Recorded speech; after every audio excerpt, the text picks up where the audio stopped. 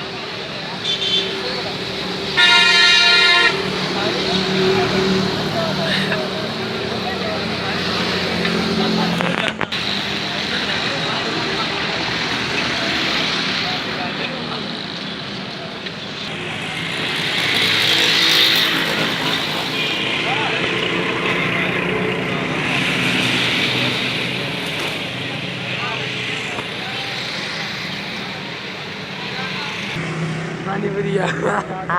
नहीं बनी बढ़िया